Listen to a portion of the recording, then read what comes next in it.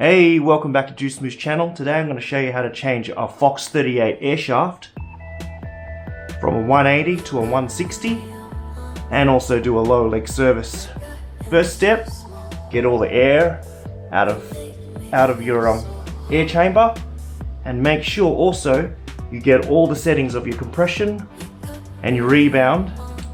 So your high speed and low speed rebound, your high speed and low speed compression. Make sure you write all those numbers down to where your fork is at the moment so you don't forget when you put your whole fork back together. Alright, first step, get the air out. And also, make sure you remember your air settings. So I've got 84 psi in this side, and so when I put it back together, I want to know what it is. So I've got a rough guide to start from. Just going to take that dust cap off, right there, and then we're going to get your 2mm Allen key and take off that low speed rebound cap. Alright, there we go, beautiful, that's out. And the other one's out too. Alright, and then we're going to get a 10mm and get rid of and open this side up.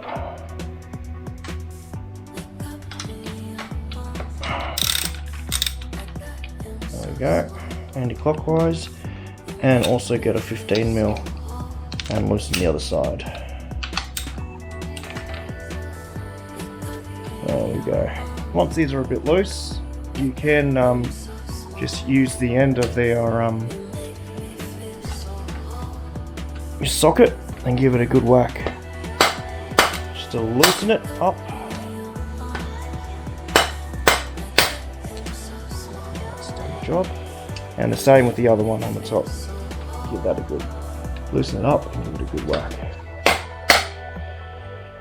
Make sure you got a bucket to go underneath because the oil's going to leak out. There we go. So these are out. Finish taking these all the way out. Make sure you save your crusher washers because you can use them again. So that's just in there. And you can take this side out too. And make sure you save the crusher washer on both sides. There it is, crusher washer, beautiful, and there's one on this side too. Alright, just pop that out. And these haven't never been rebuilt since I bought them. And it's probably a good idea to rebuild your forks when you first get them, because forks don't always put the right amount of oil in the fork. And as you can see here, inside the bucket, there's barely any oil in the fork. So, good idea when you get a new bike or get a new fork. So open your forks up straight away, check that oil level and give it a lower fork service. So the next step is to get your socket, preferably a flat face socket. I don't have one, so I've just got a normal 32 socket, which will still do the job, but you've got to be careful. Stick it on there and undo the air cap. There we go.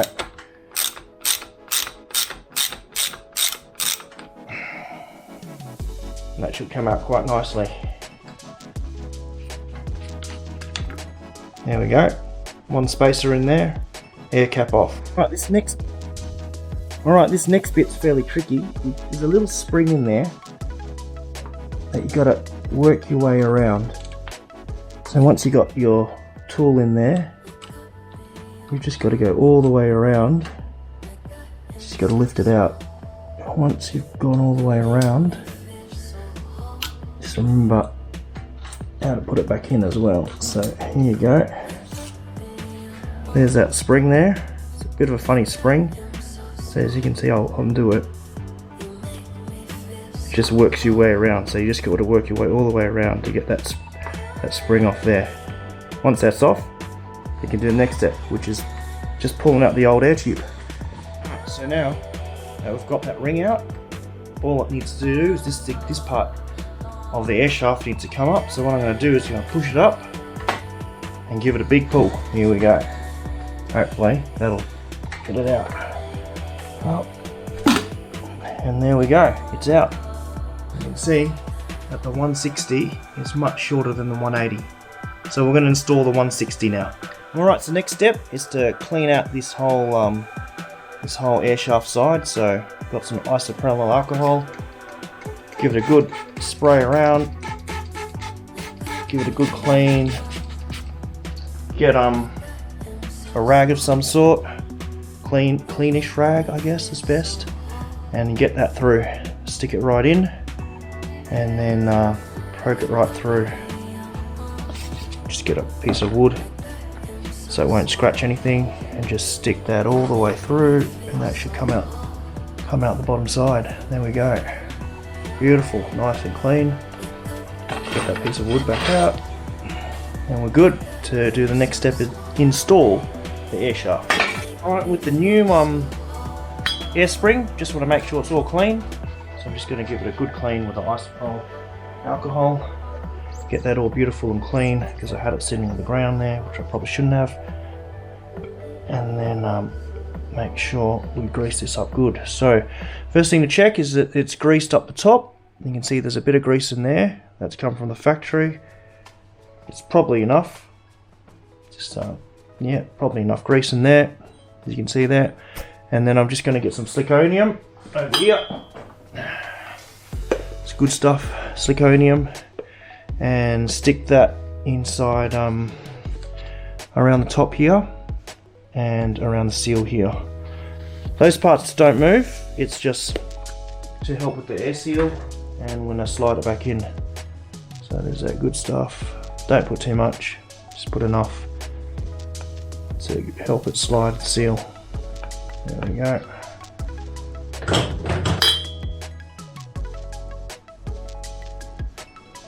You don't want to, I don't think you want to cover those holes at the bottom here either. Just to help everything slide in nicely. Put the new air shaft straight back in as best you can.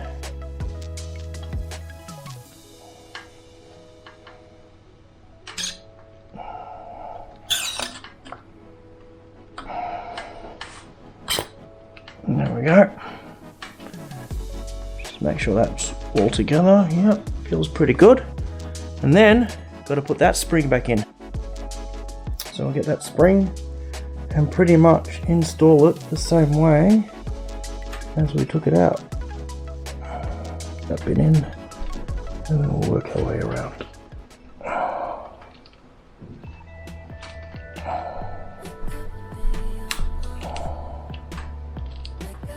Oh no, it's not too bad. Alright, we'll get a flathead screwdriver and just work my way around it, just to make sure that it is in. Just make sure it's not going to come back out. Alright, so next step, you want to get some Slickoleum and put it around the there you go, the tops of the lather that on good, lather it on nice and good. They're all greased up nice. Now this part, putting these back onto this part can be a bit tricky. One thing I find that's easy is keeping those forks nice and straight, because inside here, I don't know if you can see, but there is a sponge, more of a sponge getting caught. So if you try do it on an angle, sometimes that can bounce around and not go in so well. So line them up, pop one side in first, and then see if the other will follow. That went in pretty good. Alright, so we're going to use a bit of this good stuff, this PTFE infused oil on the dampener side, this side here, and we've got to put 40 mils in there, and then we've got our Fox 20 weight gold, and we're going to put that into the air side there. That'll be 20 mils, and 3 mils up the top where it's still open.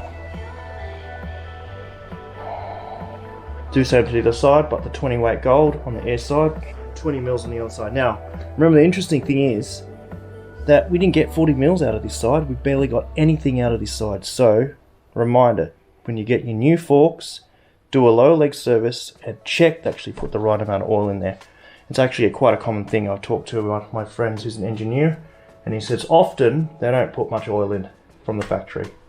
Right, 20 mils going in of the 20 weight gold. Beautiful. And we'll slide these back up. Alright, so now that that's all back together, we shall put back our nuts and the crusher washer. Now the advice is always to change the crusher washer, but in my experience you don't really have to change them too often. And then we get the other one. Here we go. Other crusher washer still looks good. But don't do them up too tight.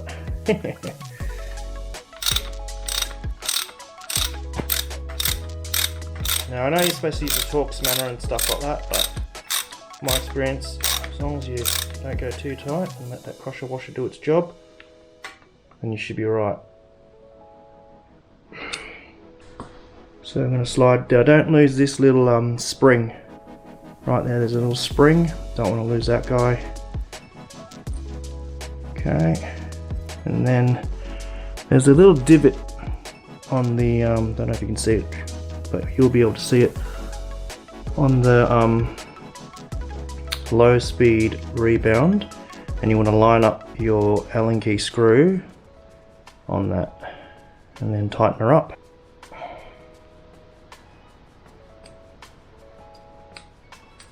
Beautiful. Now we're going to put our 3 cc's. So there we go. That's 3 cc's in. That's the 20 weight gold into the top. Cap, get a bit of Slickoleum, put that around the top, just to help everything move nicely and seal nicely. And then get that guy back up the top there.